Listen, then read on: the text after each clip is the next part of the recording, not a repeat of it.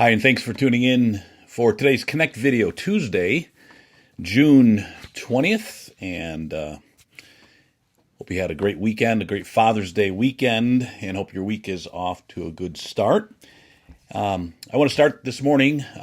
Jack Bowers, our Elder Board Chairman, made an exciting announcement this past Sunday in the services, and I know not everyone's in every service, so we recorded him making this announcement last week also for these videos. So right now we'll go ahead and hear from our Elder Board Chairman, Jack Bowers, on some exciting things that are happening here at the church.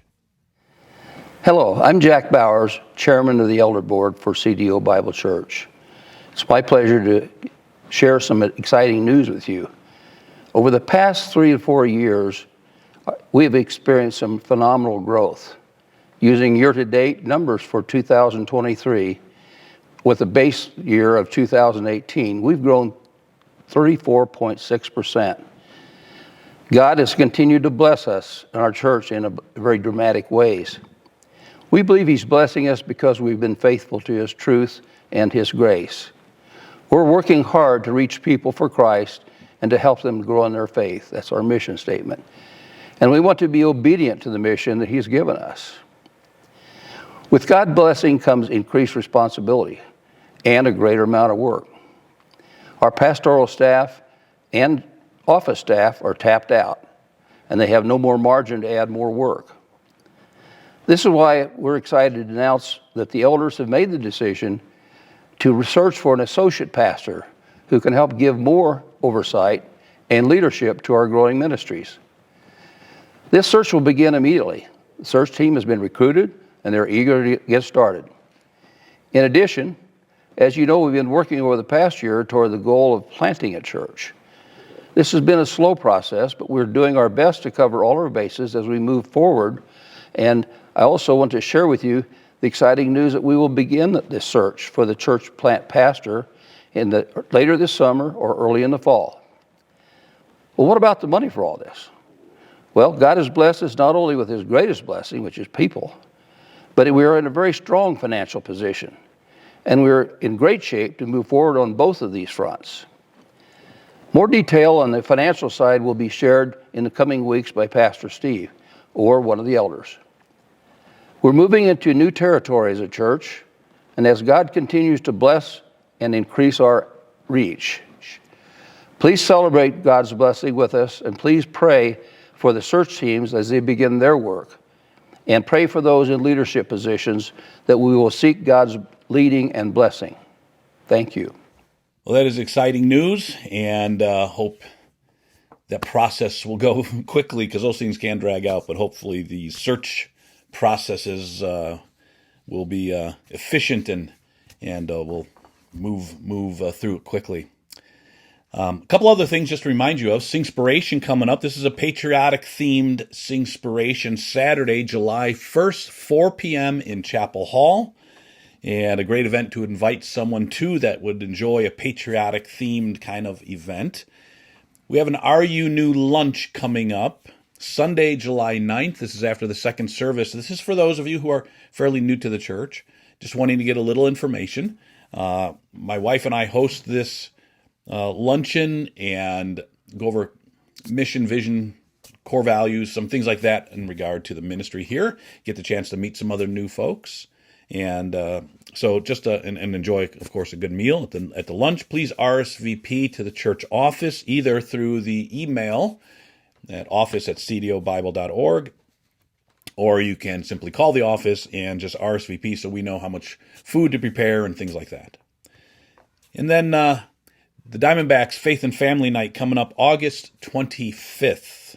Zach Williams concert following the game. If you want to go just to the game and concert, but drive yourself and pay for parking and all that stuff on your own, that's $20. And if you want to ride the party bus with all of us going up to the game, that's $50. And that's the game, the concert, and the transportation to and from. And we get dropped off right at one of the gates also. So it's a great night. So August 25th, Diamondbacks Faith and Family Night with the Zach Williams concert.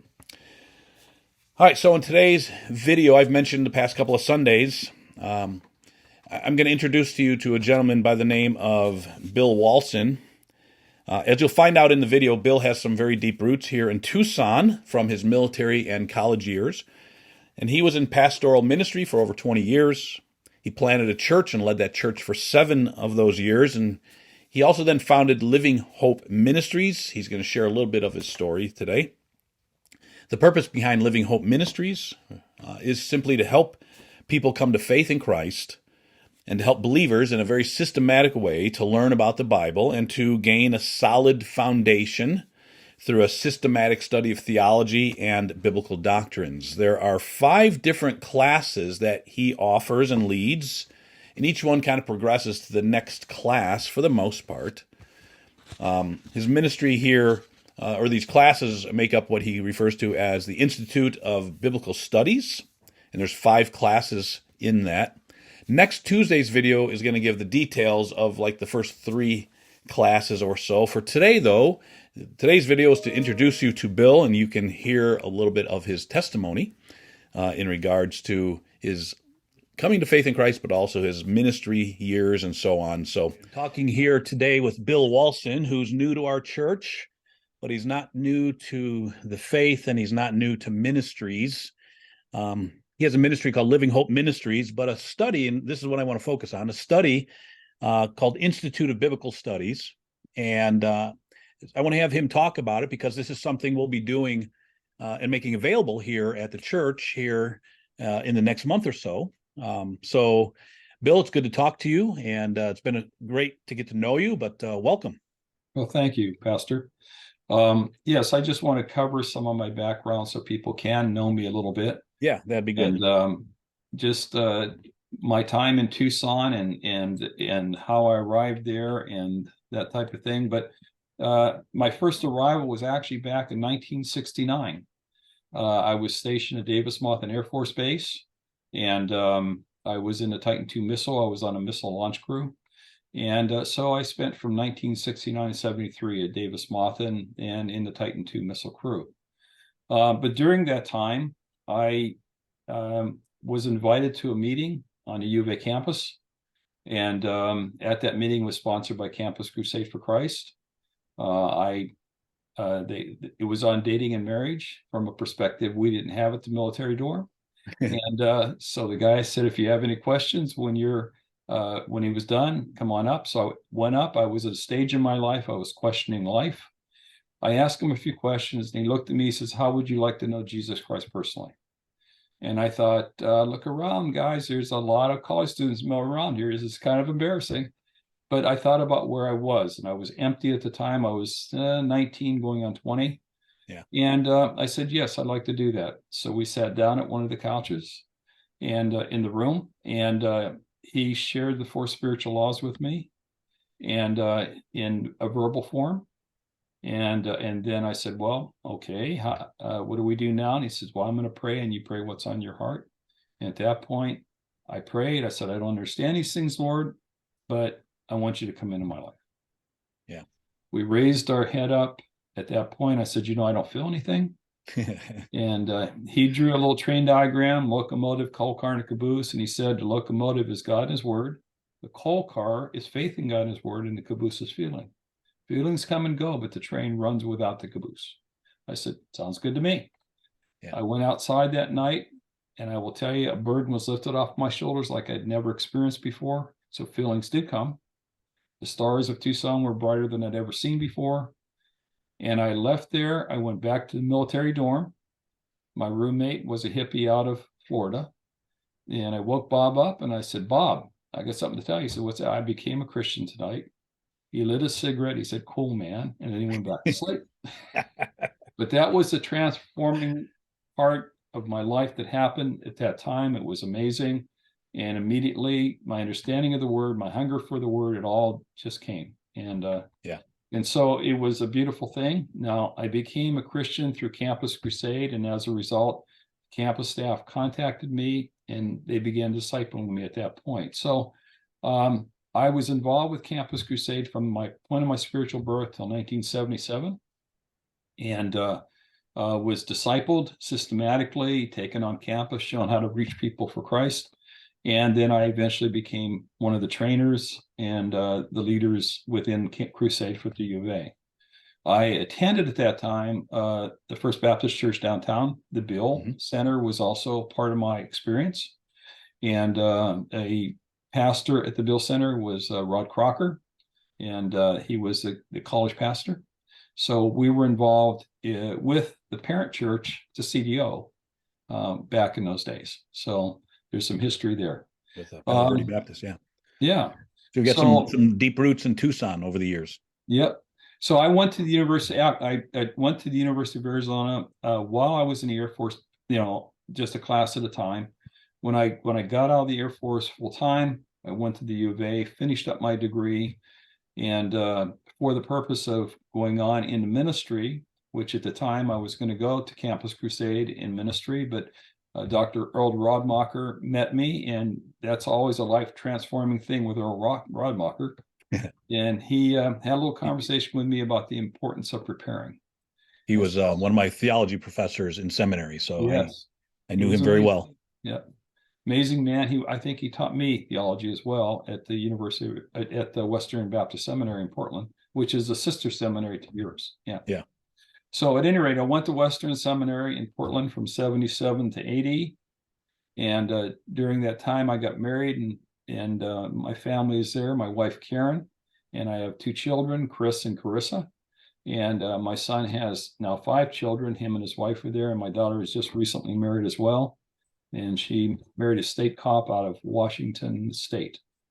So I did during college or after I got out of the Air Force, I was in the Arizona National Guard and also went up to the Oregon National Guard, and I served there for another 7 years. But then God led me over to First Baptist Estacada, Oregon, and I was the pastor of discipleship and evangelism there. And then that was while I was in seminary, and then a senior pastor left and asked me to be senior pastor. So I was there for about 7 years total. And God called me from that point over to the First Baptist Church in Monmouth. And I was the pastor there for approximately 4 to 5 years. And then you got into a church plant. Yes. And then at that point, I had it upon my heart to plant a church that was outreach centered, that also incorporated people into lay pastor type ministry and cell groups. There's a lot more involved in that than probably we have time for here. But nevertheless, I went and got my DMin at Fuller Seminary in the area of church growth and small groups. My doctoral thesis was on training for small group leaders. And at the same time, and at the same time, with a vision of actually planting Living Hope on everything that I was doing there. So we planted Living Hope Community Church, and I was there from 1991 to 1998. Okay. Now, so you've had many years in ministry, your roots in Tucson here also, and you're in Oregon now. This is why we're on Zoom, and the Oregon coast is behind you and your background there. But so after many years of ministry, reached a point where it was time to take a break, and then you transitioned from ministry into a business career that lasted longer than you intended. Yes. But you continued to minister throughout that whole time, and as you were in real estate and are still in real estate. Yeah. You focused a lot on ministry in the church still during those times, right? Yes. And it was a unique time because I went through a little period of burnout because of the stress of ministry. And so I needed to take a break so I could recover. And at the same time, when the stresses of church planting is financial, and we were dealing with that. And so at that point, we decided, okay, I'm going to go into real estate, and we were going to build a real estate investment portfolio to give us the foundational finances to be able to go and minister. That was supposed to take a few years. It took a few years longer than I thought, but we actually succeeded in that goal. And I learned a lot about evangelism just by being a realtor as well, which is interesting because that's my forte, is the evangelism discipleship, but it really plays into the real estate business as well. It's a people business, not just about a house. It's a people business, and it's it's not a good church word, but it is a word, marketing. Yeah. Yeah. and Right. and how do you reach somebody who has a need in a certain area, identify that need, and then meet that need? And Yeah. really, that's what it's all about, whether it be real estate or reaching people for Christ. Yeah. So you've got a ministry right now that's focused on what your heart has been for a long time, to help disciple believers from the moment of faith, or even before they come to faith in Christ, to help them understand the gospel and make that decision to put their faith in Christ, but how to then mature them. So the Institute of Biblical Studies is a ministry you have that's designed to help accomplish those things. So share about, you've got 5 different classes with Institute of Biblical Studies, or IBS. Mm-hmm. Why don't you take us through those? These are what we're going to start offering here at the church as an opportunity for people to be involved with this and grow in their faith. These are Zoom classes, so they'll be remote. Yes. Right. So why don't you take us through those? Okay. And I will do that. Let me just give a little foundation of the background there. My passion is winning people to Christ and systematically discipling them in the faith. Yeah. When At Living Hope was developed, we had the IBS program that I did through a couple churches, and it was an in-house adult education program. Right. And it was my way of helping the leadership in the church be systematically discipled, but also everybody else have that opportunity to be systematic. And that's the background to IBS. Okay. Now it's been moved it's moved into a Zoom setting, which allows people, the Zoom setting is real important because it allows people from everywhere. I'm working with somebody in Cleveland right now, and I work with people in Oregon, I work with people in Arizona. So having a Zoom class is extremely important. We can do all of this on a Zoom. The thing you don't get in Zoom is the coffee and the dessert. Right. Okay. But you can always bring your own, and it always works that way. But it's typically done that way because it works for a lot of ways. But we can also record the Zoom video, so if a person misses the class, they can always watch it and they don't have to miss classes. So Bill really has a heart to help people come to faith in Christ, but also to help them grow in that faith, and that's our heart also. So tune in next Tuesday, where we'll cover some of the details of the different classes that we're going to be offering here through the church's ministry, our Christian Ed ministry, or small group ministry. In the meantime, I hope you have an awesome week this week. If you're in Tucson, we would love for you to join us this coming Sunday. 9:30 or 11 are the times for our worship gathering on Sunday morning. If you can't make it in person, many of you I know live out of town who watch these videos, we would love for you to join us on our live stream. You can check out the live stream links either on our website, or you can check that out and just watch it on our YouTube channel. And just go to YouTube and search Canyon del Oro Bible Tucson, and you'll find us there. I'd love for you to subscribe to that. But anyhow, hope you can join us this coming Sunday. In the meantime, have an awesome and great week, and pray you are a blessing to everyone that you meet. Bye-bye.